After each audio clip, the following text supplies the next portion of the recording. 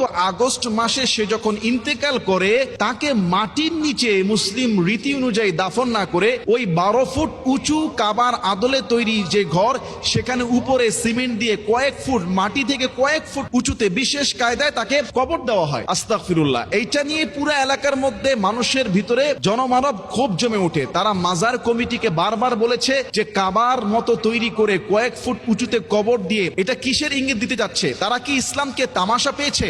কিছু বিক্ষুব্ধ জনতা গিয়ে এই মাজার ভেঙে লাশ উঠিয়ে একেবারেই ঢাকা খুলনা যে মহাসড়ক পদ্মার পাড়ে পুরো মহাসড়কে পুড়িয়ে দিয়েছে।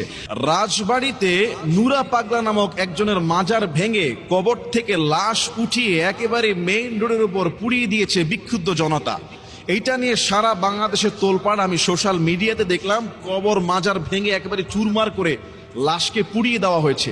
এটার আসল কারণ কি আর রহস্য কি? অনেকে আমরা শুনে আটকে উঠছি লাশ পুড়িয়ে দেওয়া হয়েছে। আসলে উনি কে? উনার সম্পর্কে যে অভিযোগগুলো এসেছে এগুলি শুনে আমার মাথার মধ্যে আসমান ভেঙে পড়েছে। এই নুরা পাগলা তিনি নিজেকে ইমাম মাহাদি বলে দাবি করেছেন। নাউজুবিল্লাহ। 1980-র দশকে সে এলাকা থেকে একবার পালিয়ে চলে যায়, পরে কিভাবে দফা রফা করে আবার এলাকায় আসে এবং নিজেকে দাবি করেছেন ইমাম মাহাদি। কালেমার মধ্যে এনেছেন পরিবর্তন, লা ইলাহা ইল্লাল্লাহ মাহাদি রাসূলুল্লাহ। আস্তাগফিরুল্লাহ। সে এভাবে শুধু তাই করে নাই, কোরআনকে বলেছে বুঝপাতা। কোরআন নাকি একটা মূল্যহীন গ্রন্থ এবং তার ভক্তদেরকে 6 তাকবীরে জানাজা দিত। তারও জানাজা হয়েছে 6 তাকবীরে।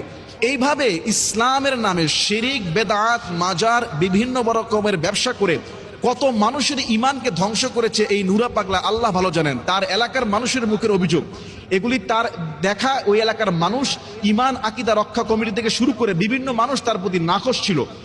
এমনকি সর্বশেষ যেটা করলো, সে জীবিত থাকা অবস্থায় কাবার আদলে প্রায় 12 ফুট একটা মাজার তৈরি করে, ঘর তৈরি করে সম্পূর্ণ কাবা ঘরের রং দিয়ে।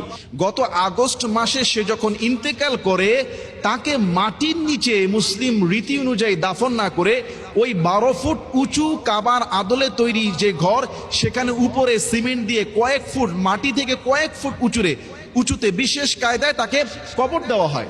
আস্তাগফিরুল্লাহ। এইটা নিয়ে পুরো এলাকার মধ্যে মানুষের ভিতরে জনমানব ক্ষোভ জমে ওঠে। তারা মাজার কমিটিকে বারবার বলেছে যে কাবার মতো তৈরি করে কয়েক ফুট উঁচুতে কবর দিয়ে এটা কিসের ইঙ্গিত দিতে যাচ্ছে? তারা কি ইসলামকে তামাশা পেয়েছে?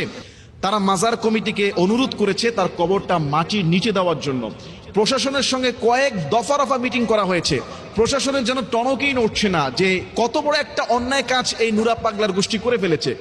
আরো যে জঘন্য অপরাধের সংবাদ আমরা পাচ্ছি, অভিযোগ আসতেছে, নুরা পাগলার যে ছেলে সে নাকি খ্রিস্ট ধর্মের অনুসারী, খ্রিস্ট ধর্মের দাওয়াত দেয়। আস্তাগফিরুল্লাহ।